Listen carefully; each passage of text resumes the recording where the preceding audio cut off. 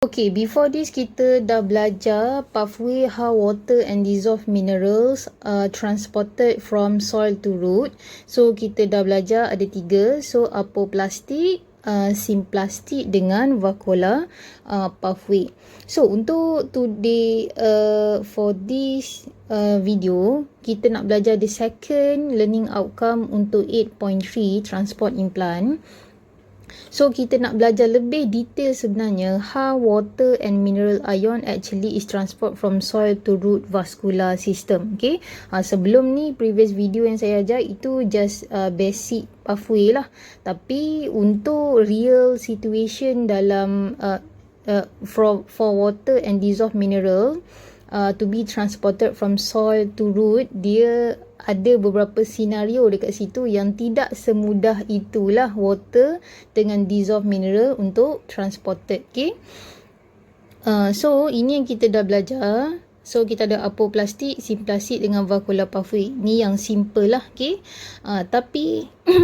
tapi sebenarnya untuk water transport daripada soil to root, dia sebenarnya akan lalu beberapa sel, dan sel tu ada ciri-cirinya lah yang menyebabkan mungkin one ataupun two of the pathway tak boleh digunakan masa kita nak transport water dengan dissolved mineral. So kita akan tengok lah apa pathway yang akan di-block, dihalang kalau dia sampai pada satu-satu sel, okay, dekat root.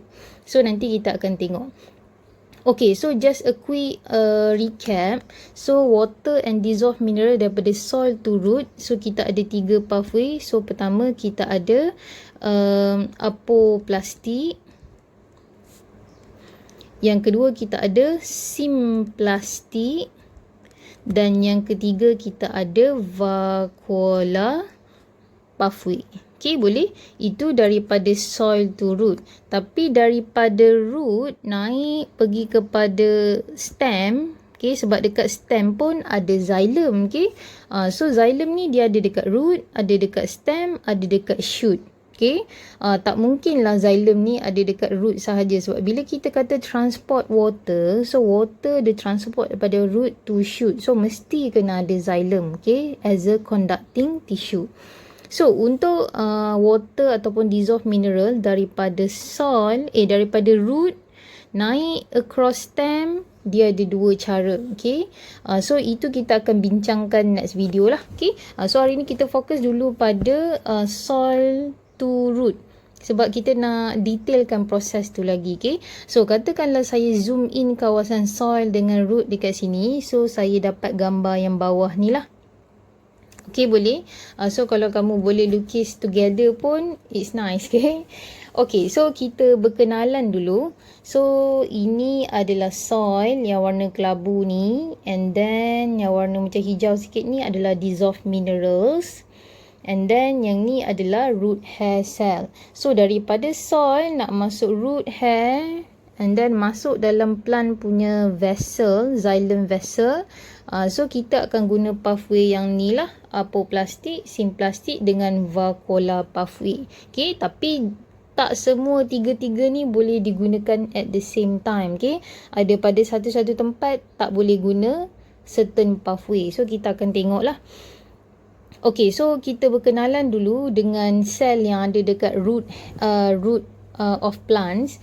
So kita ada root hair cell, and then selepas tu kita ada epidermal cell atau epidermis, and then kita ada cortex. So cortex ni basically parenchyma cell. So if you still can remember from semester 1, cuba cari balik function of parenchyma cell. Okay, boleh tengok lah.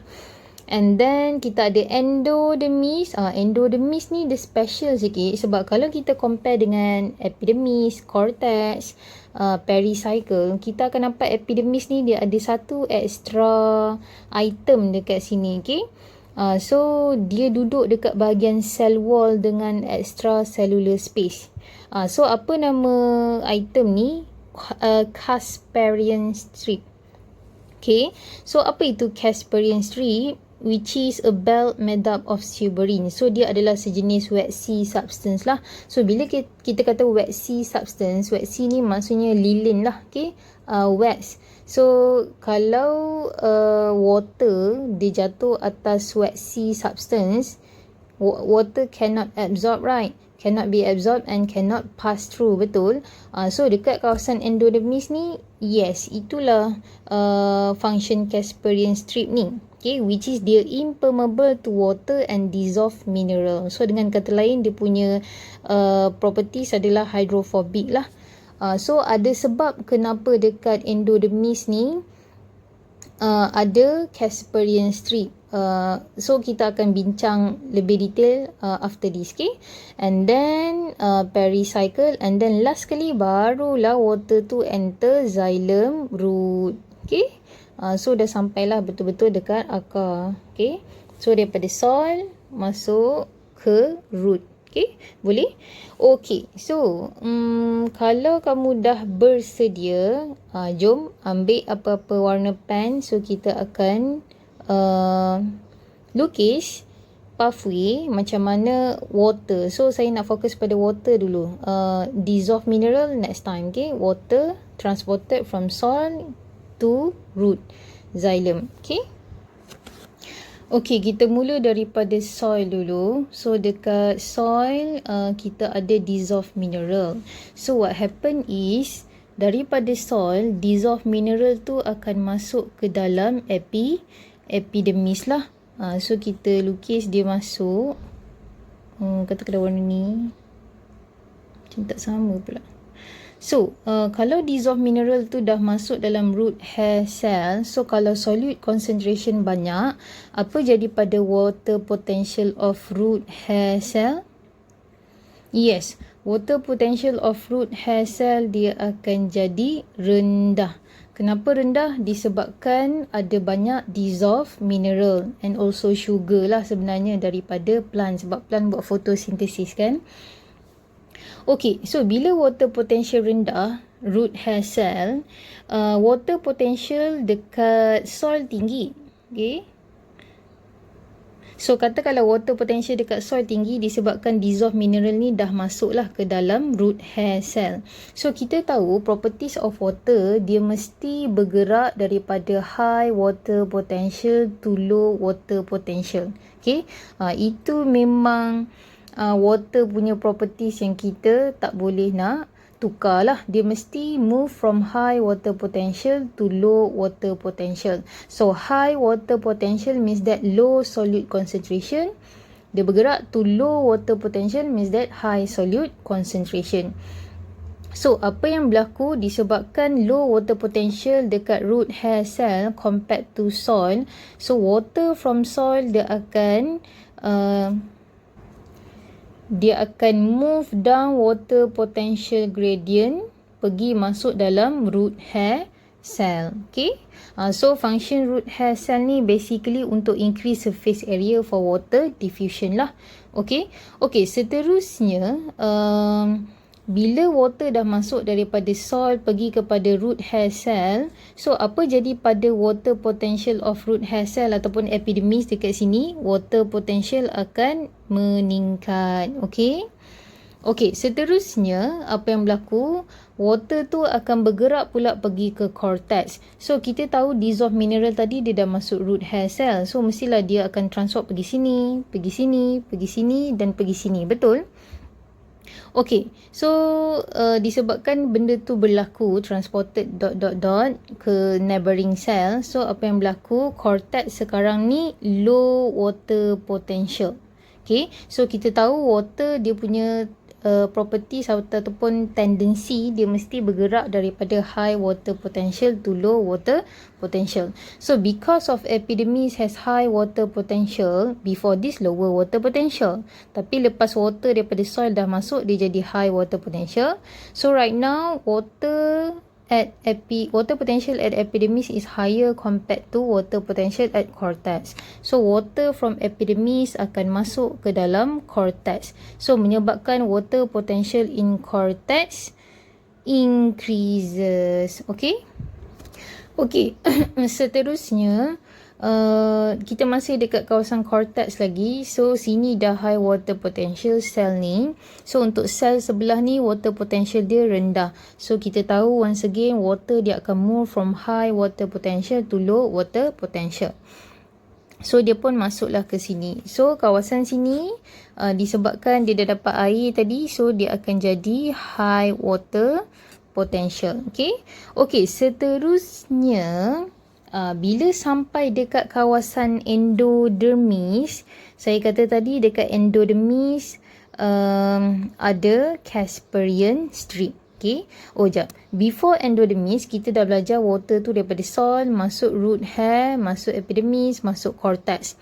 So for your information, daripada soil pergi kepada cortex, means that sebelum sampai endodermis, kita punya water dia akan guna 3 pathway. Apoplastic, simplastic dengan vacuolar pathway. Tapi bila sampai dekat kawasan endodermis, disebabkan ada Casparian strip dekat kawasan cell wall dengan extracellular spaces, so kamu rasa water dia boleh guna pathway apa je untuk lalu?